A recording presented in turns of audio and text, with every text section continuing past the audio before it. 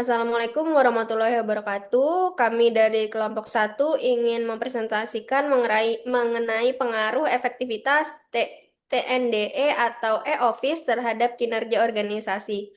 Di dalam kelompok kami beranggotakan 7 orang, yaitu ada Galih Citra, lalu ada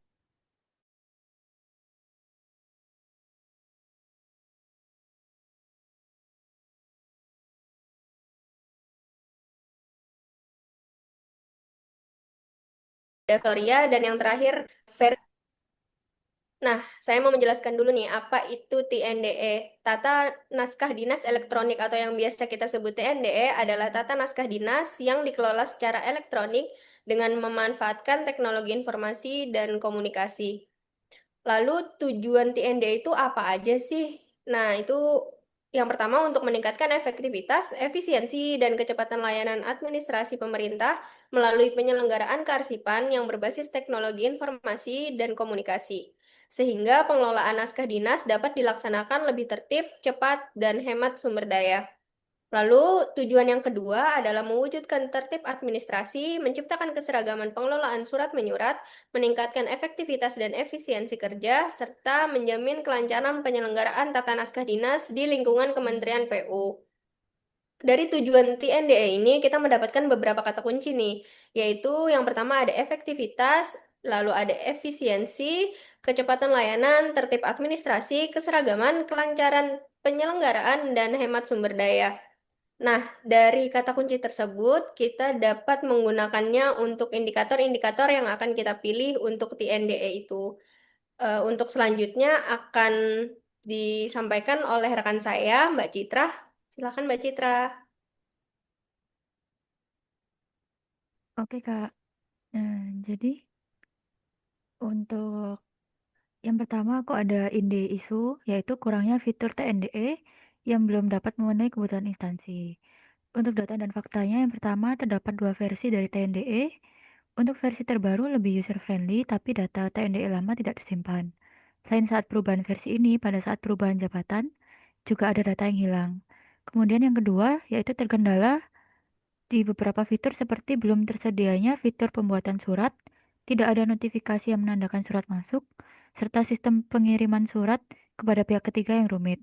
Untuk dampaknya yaitu yang pertama, waktu pegawai banyak terbuang untuk tugas administratif non-substansial seperti melacak surat dan mencari arsip dari data yang hilang.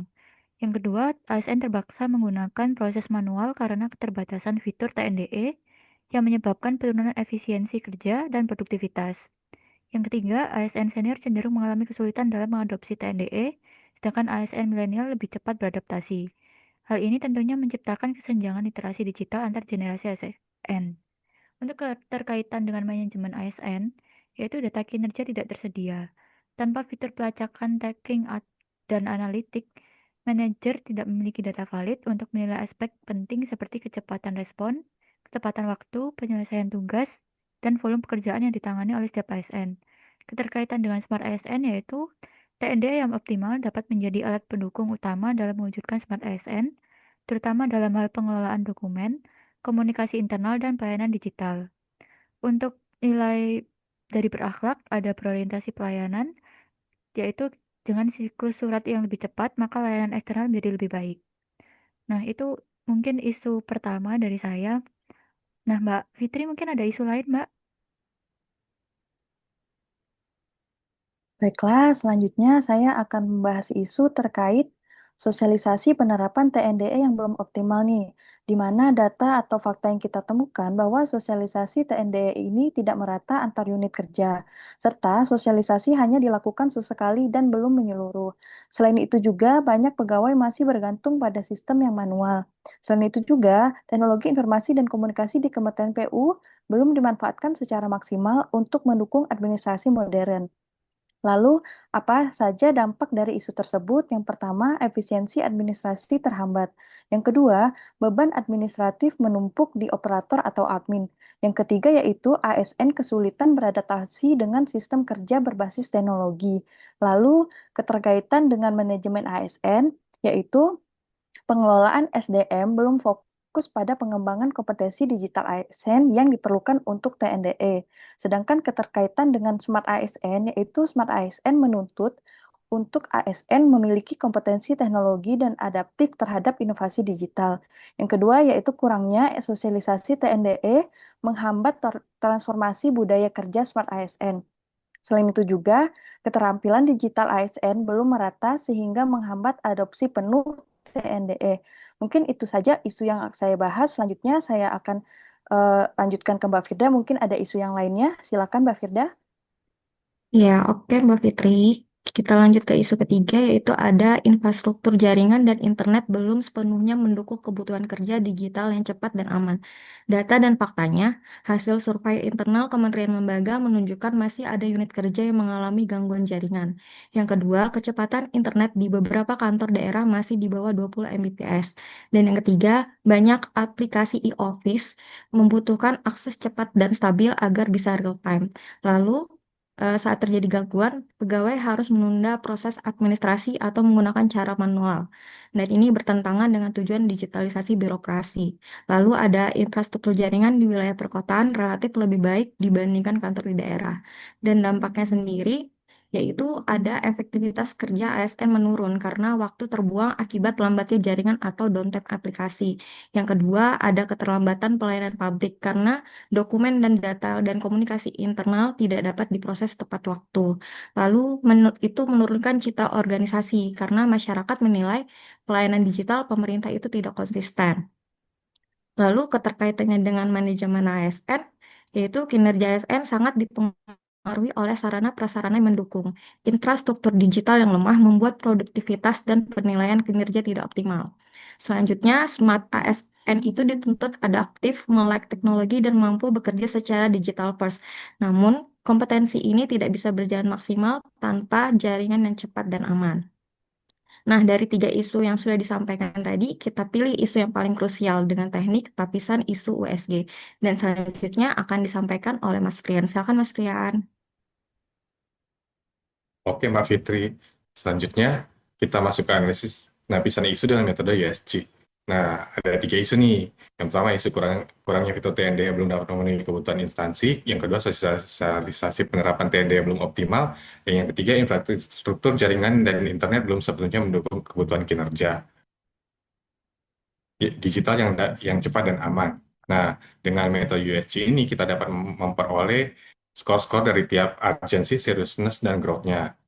Untuk isu pertama, agensinya mendapat skor 5, seriousness-nya mendapat skor 3, dan growth-nya mendapat skor 3. Untuk isu yang kedua, agensinya mendapat skor 3, seriousness-nya mendapat skor 3, dan growth-nya mendapat skor 3.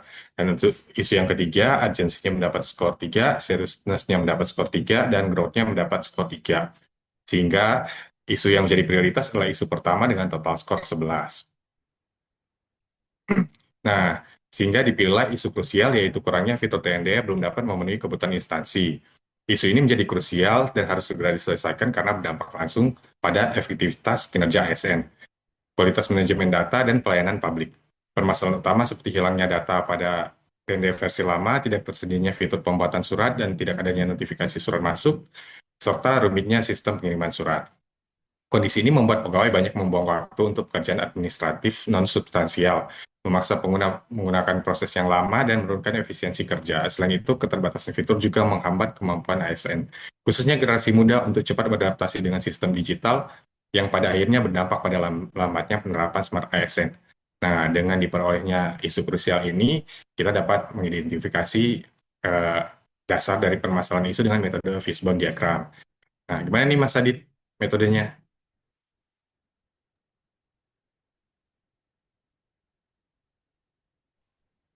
Ya, terima kasih Mas Rianto. Ya betul ya, kelompok kami melakukan teknik teknik analisis isu itu menggunakan fishbone diagram atau teknik diagram tulang ikan ya, yang dimana di kepala ikannya itu sebagai fokus dari masalah yang kelompok kita ingin teliti adanya kurangnya fitur TNDE. Nah, di sini kita menggunakan metode 5M, yaitu ada man, method, machine, money, dan material.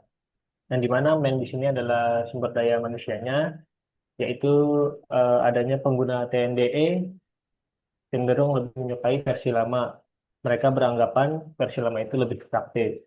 Untuk metode atau proses di sini ada proses pembuatan surat harus dibuat terlebih dahulu di luar sistem.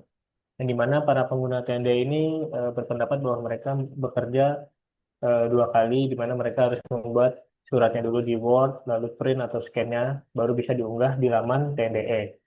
Selanjutnya ada mesin atau teknologinya. Sama seperti metode tadi, para pengguna TNDE ini berpendapat bahwa fitur membuat surat secara langsung itu belum ada, menjadi penghambat. Lalu yang kedua, tidak adanya notifikasi surat masuk, yang dimana berarti hal ini membuat para pengguna TNDE harus tetap standby atau selalu mengecek TNDE bahwa ada surat masuk atau tidak. Selanjutnya di money atau uang ya. Seperti yang kita tahu di Indonesia sedang adanya gerakan efisiensi yang dimana ini secara tidak langsung mempengaruhi dari TNDE tersebut. Selanjutnya ada material. Material di sini adalah data ya. Nah, ini ada keterbatasan akses arsip terdahulu, khususnya beberapa tahun yang lalu ini tidak bisa diakses kembali oleh para pengguna TNDE. Nah, selanjutnya ada rekomendasi rencana aksi itu yang sudah kelompok kami buat. Mungkin Mas Rio bisa bantu, Mas Rio. Oke, terima kasih Mas Adit. Nah, ini saya akan menjelaskan rekomendasi rencana aksi yang sudah disusun oleh kelompok kami. Yang pertama itu melakukan sosialisasi dan pelatihan rutin ya, agar semua pegawai bisa terbiasa menggunakan TDE untuk semua persuratan. Bisa dalam bentuk juga BIMTEK yang berjenjang. Ini dengan harapan 90% pegawai atau pengguna TNDE itu mampu dan terbiasa dalam penggunaan fitur-fitur di dalam TNDE. Kemudian yang kedua adalah melakukan survei ASN atau pengguna TNDE terkait fitur-fitur yang paling mereka inginkan untuk ditambahkan ke dalam TNDE. Misalnya seperti pembuatan surat di dalam TNDE, notifikasi tanpa harus membuka TNDE, dan mungkin banyak lagi ya masukan-masukan lain dari para pengguna TNDE yang masuk ke dalam survei ini yang bisa kita jadikan sebagai masukan kepada tim pengembang TNDE untuk penambahan fitur-fitur ke depannya. Kemudian yang terakhir adalah membuat implementasi sederhana untuk internal unit kerja kita ya sebagai pelengkap dari fitur-fitur yang belum tersedia di TNDE tadi. Misalnya kita buat repositori template surat standar, misalnya untuk surat tugas, data dinas, dan lain sebagainya, di folder bersama, di Drive atau di OneDrive ya. Ini sebagai solusi sementara untuk pembuatan surat tadi. Kemudian misalnya kita membuat juga implementasi reminder sederhana dengan integrasi dengan email kedinasan atau Google Calendar. Ini sebagai pengingat manual dulu untuk sementara bagi para pengguna TNDE apabila ada surat masuk. Nah, mungkin ini ya 3 rencana aksi atau rekomendasi rencana aksi dari kelompok kami. Mungkin ini juga sekalian mengakhiri presentasi dari kelompok kami. Apabila ada salah, mohon dimaafkan, dan apabila ada saran, silakan saran. Terima kasih atas perhatiannya. Selamat malam.